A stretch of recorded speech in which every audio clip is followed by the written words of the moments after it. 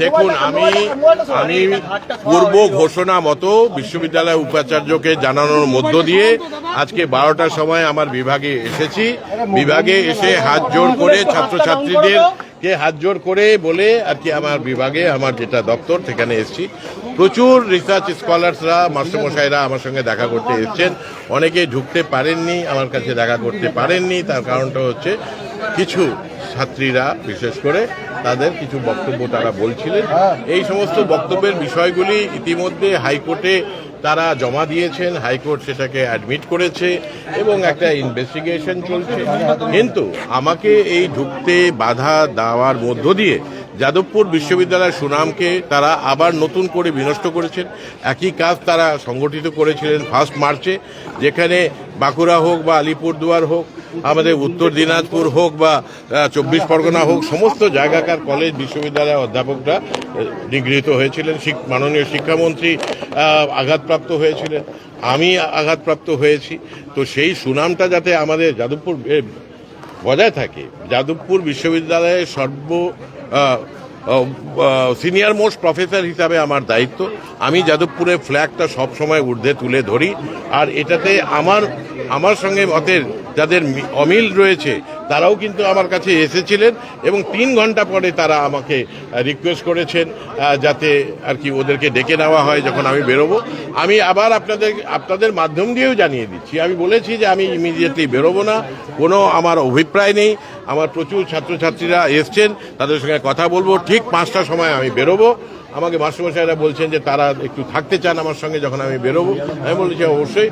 আমার যিনি বিভাগীয় প্রধান প্রফেসর বিজয় দাস, তাকে আমি ইতিমধ্যে বলেছি যে 4:45টাতে তাদেরকে ডেকে দিতে, 5টার সময় বেরোবো। আর একটা কথা বলেছি, আমাকে ঘেরাও করে রাখা আর আমাকে কোনোভাবে নির্যাতন করা এটা ঠিক নয়। আর যদি কেউ এটা চেষ্টা করে তাদেরকে উদ্দেশ্যে আমি বলে দিতে চাই যে যাদবপুর বিশ্ববিদ্যালয়ের অধ্যাপক আমি। এই বিশ্ববিদ্যালয়ে একটা গরিমা মহিমা আছে, ওটাকে ঊর্ধ্বে তোলার স্বার্থে আমাকে খুন না করার পর্যন্ত এই বিশ্ববিদ্যালয় থেকে আমি আমার রুম থেকে আর কি আমাকে জোর করে বের করতে কেউ করাতে পারবে। পুলিশকে আপনি রেখেছেন বারবার অভিযোগ। আমি একই কথা আবার পুনরাবৃত্তি করছি, পুলিশকে আমি ডাকিনি।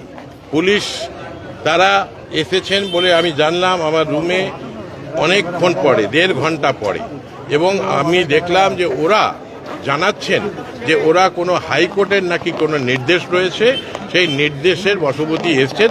ওই হাইকোর্টের নির্দেশ আমার কাছে নেই, আমি সেটা সম্পর্কে জানি না। আমি বিশ্ববিদ্যালয়ের উপাচার্যকে যার জানানো সেটা 5 দিন আগে জানিয়েছিলাম, গতকালকে জানিয়েছিলাম, বিভাগীয় প্রধান রেজিস্ট্রারকে জানিয়েছিলাম, এবং আজকে যখন অ্যাকচুয়ালি ক্যাম্পাসে ঢুকি তখন আমি প্রফেসর ভাস্কর গুপ্তকে ফোন করেছিলাম।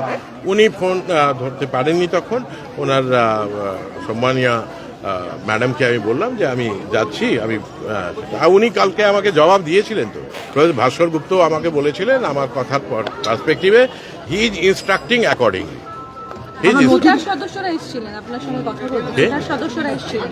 হ্যাঁ, 3 ঘন্টা পরে অনেক মাস্টারমশাইরা এসেছিলেন, পার্থপ্রতিম রায় এসেছিলেন, রাজেশ্বর সিনহা এসেছিলেন, অন্যান্য সিনিয়র টিচাররা এসেছিলেন, এখনো অনেকেই বসে আছে। ওরা বলেছেন যে আবার আসবেন 4:30টার সময়।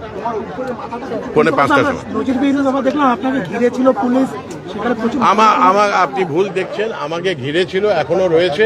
আমি আপনাদেরকে বরঞ্চ অনুরোধ করবো এই সবাইকে ডেকে দাও, রুম থেকে সবাইকে ডাকো যারা রিসার্চ স্কলার। আমি বলে দিয়েছি যাদবপুর বিশ্ববিদ্যালয় বাদ দিয়ে কেউ আমার সঙ্গে আজকে আমি কারোর সঙ্গে দেখা করব না। মিডিয়া আপনারা নিজেরাই এসছেন, তাই জন্য আপনাদের সঙ্গে আর কি দেখা করেছি, কথা বলেছি।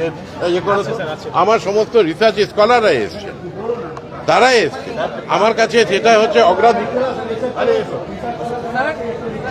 তারা তোমরা পেছনে চলে যাও, সামনে এসো না।